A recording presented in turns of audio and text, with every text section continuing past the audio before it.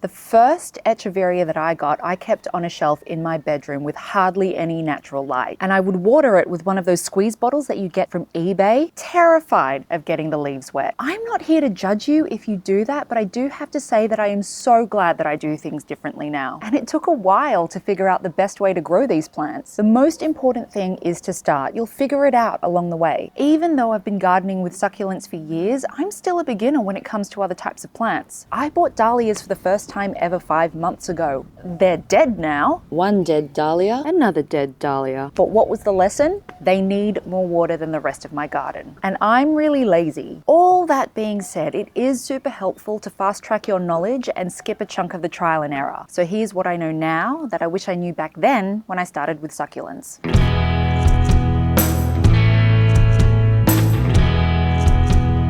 I have people in other countries ask me how often they should water their plants, what kind of soil they should be using. And the truth is, it depends. It all depends on what your climate is like. I live in Sydney, Australia. Am I going to have the same needs and experience as someone growing cacti and succulents in Canada? No. And in fact, my considerations are going to be different from other people living in other parts of Australia. Australia is huge. Far north Queensland is very tropical. If you go over to Perth, the climate is a lot drier. Canberra, which is where Liz Kay, the succulent queen of Australia, lives, gets frost in the winter. Here in Sydney, just a mere 3 hours away, we don't. What you need to be asking yourself is it humid or is it dry? Is it temperate? What part of the year are we in? Summer, winter, autumn, spring. Even the microclimates within your own home and within your own garden matter. Are you keeping your succulents indoors or outdoors? Undercover or not undercover? The garden beds over here is different to that part of the courtyard over there, which is different to the garden bed on the far east side of the wall. Understanding what your climate is like will guide you in your watering and soil needs. Climate, water, and soil are kind of like the holy trinity of considerations, if you will. I did not hand water any of these plants in the garden bed all winter. Not once. It's rained, but I didn't get the hose out. I probably should have once or twice, but most of them are fine. During the summer, I was probably hand watering 2 to 3 times a week. But it's not just about what season it is. Some of you may remember when I was first starting this channel, I was gardening out of containers on a very windy balcony. This has been like way too much effort. Can't have these crossing is the thing. You know what? This balcony hasn't gotten any less windy. Seem to be doing really well. I have 2. Wow, wind. That apartment is only a few suburbs over from where I am now, but because I was several floors up, the wind would dry out my plants a lot faster than if I were gardening on this block of land, and I had to water them more frequently. So depending on the season, the climate, you can roughly guess how often you need to water. But if you're really unsure, look at your succulents. If they start to get a little bit shriveled up, they need water. I'm pretty sure I've got a dehydrated succulent somewhere. Here, this is the kind of wrinkling that I'm talking about. This Crassula moonglow actually lives indoors, which is why I keep forgetting to water it all the time. Oh my gosh, look at that. Look at that right there. Also, in my experience, cacti and succulents prefer to be outdoors, but they can be grown indoors if necessary. And if you're somewhere like Scandinavia or the UK, maybe you have to. It's not for me, but people do keep them indoors with grow lights and fans. Yes, fans. They are desert plants. They like airflow. I mean, we're pretty lucky that we've got the climate for it here, so of course I'm going to embrace them outdoors. The succulents that I do keep indoors, I keep them shoved up against a window so they can get as much light as possible. That usually works fine.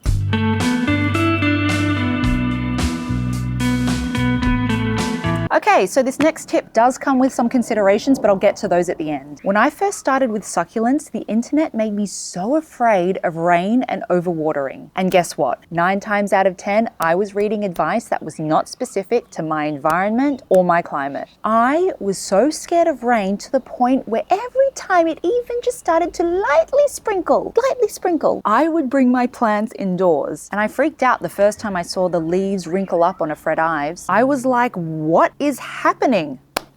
It's underwatered. I remember this one time I finally had a decent collection going and it rained for 4 days straight. I didn't lose any plants that time round, rather they tripled in size. And that's when it hit me. There's something about rainwater that succulents love. There's more nutrients in rainwater than tap water, at least in Sydney. I don't know about anywhere else in the world. Here, rainwater is lower in pH than tap water, which is actually better for succulents. Now, I have also lost a lot of plants to excessive rain. If you're a Sydney-sider, you will remember the extended La Nina phenomenon that lasted from about summer 2021 up until October 2022, I want to say. It rained for a whole year. I did not hand water anything on my balcony for 9 months. And I lost a lot of plants to rot. I lost a lot. Right now, the climate in Sydney is very temperate. If you live somewhere with higher humidity, you probably want to be watering a lot less. Also,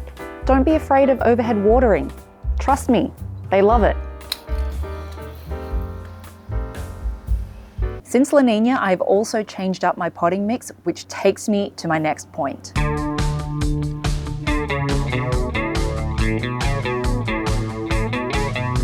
I kind of use soil, substrate, and potting mix interchangeably. I hope that doesn't offend anyone. When I first started out, I bought the cheapest cactus and succulent potting mix that was available at the store. It worked fine. I would say there's nothing wrong if I wanted to continue doing that. When La Nina hit, I started experimenting with more coarse and gritty succulent mix, and I was purchasing a lot of perlite, like a lot of perlite. Now I have a mix of soil that is cactus and succulent mix, or sometimes I will just buy a regular potting mix. I will buy Horticultural Zeolite. Do not use the kitty litter from Woolworths. This is advice straight from a local grower and seller who has the most beautiful plants. Kitty litter zeolite is made differently to horticultural zeolite. It's not necessarily bad, but it won't give you the nutrients that horticultural zeolite does. And the third ingredient that I will purchase is pumice. I can't control the weather, and I would rather keep my soil and my plants on the slightly more gritty side, not too much, but it's easier to save succulents from dehydration than it is from rot. If you're in a more humid climate, you may want to experiment with more gritty mix so that the soil drains really well. If you're in an arid climate, you can probably get away with something that's a bit more standard. Just experiment. This garden bed here I'm a lot less fussy with, just because it would have cost too much money to fill the whole entire thing with gritty mix. So I've got regular potting mix, some cactus and succulent mix, and I've added zeolite here as well. Okay, potting mix tutorial time. I am going to show you what I do when I mix my cactus and succulent potting mix. There's a whole bunch of succulent YouTubers that have shown how they mix their soil. Just know that every single one of them is different. Like, every person has their way, and you know, again, it's going to all depend on climate. Have you also noticed that a huge chunk of us are Filipino women? I don't know, you can make of that what you will. So here I have cactus and succulent mix, I have zeolite, and I have pumice as well. I would say that if you're adding pumice and zeolite, it might not be super necessary for you to use cactus and succulent mix. You can probably just use a regular potting mix and then add the gritty stuff to suit your climate, your watering habits, whatever. I'm going to start by adding the cactus and succulent mix first. I'm not super exact with measurements, but I'll try and do some like rough measurements for you now. I measure with my scoop. I haven't cleaned it from last time. Again, a totally unofficial way of measuring things, but that's just what I do. So I'm going to go 8 parts potting mix. 1, 2.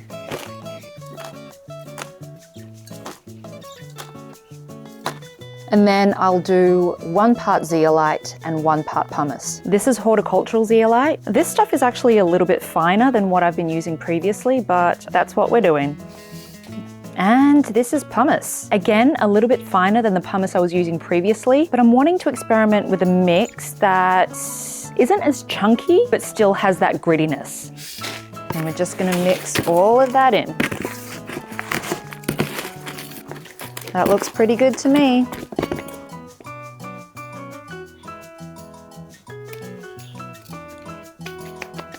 Now, you can obviously experiment with how much gritty material you want to put into your mix. This mix here works really well for my climate. If you are somewhere more humid, or you just find you're in the habit of watering your plants a lot more, you can add more gritty material. If you just like to kind of set and forget your plants, adjust your mix accordingly. I used to use perlite a lot, but now I don't, just because I found that a lot of the perlite in the mix would just float up to the surface eventually. But I know other people who do swear by perlite. Like, you make it work for you. Why I say soil mix matters, but it's also nothing to be like too precious about, is because there are a good handful of cacti and succulents that are really resilient. It does depend on the variety, but I'll be buying stuff from Marketplace that has sat in all kinds of soil. This cactus, for example, was sold to us in a very dense soil that was really hard to break apart, but it was really healthy. I didn't bother to remove all of the old soil before putting it in the ground here, and it still looks happy. I also break rules all the time. This Adenium Desert Rose, ignore the leaves right now, it's winter and it'll bounce back, I promise you. This Adenium Desert Rose,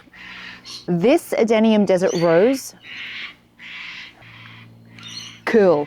This Adenium Desert Rose was in Cactus and Succulent mix, and it dried out and it got mealy everywhere. You want to know what it's in right now? The same substrate that I put my indoor jungle plants in. This cortex right here, apart from it looking like a butt, has become really strong and it's growing bigger, which is exactly what I wanted. So there you go. Oh, by the way, look at this elephant in the room here. It is taller than me. It's a Mexican fence post, and I will tell you all about this purchase probably in another video.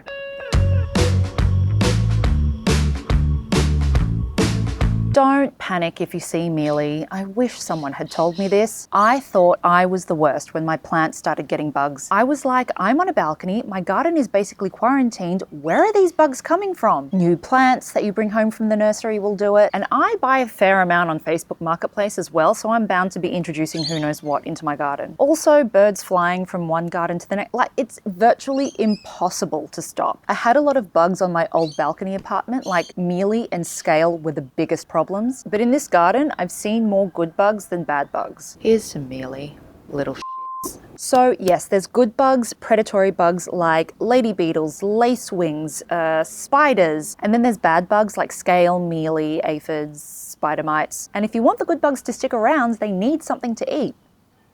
I think we've got a pretty good balance with the ecosystem that we've landed in this garden. I've seen ladybugs, I've seen spiders, I've seen lizards, which are not a bug, but you know. If we did have a bad breakout of anything, I'd probably look to introduce more beneficial bugs into the garden rather than using a systemic, because we do get pollinators here. I know that there is a company called Bugs for Bugs where you can buy beneficial bugs. I haven't used them, but if you have, can you comment below? Because I'm curious as to how that's worked for you. We've also used isopropyl alcohol, soap, diatomaceous earth, and that seems to have worked well for us so far. There's also certain plants that can help with bugs. This is my nasturtium, which isn't looking so great at the moment. This plant attracts aphids and can help draw them away from succulents. Oh, and look, I think it is doing its job. Good job, nasturtium.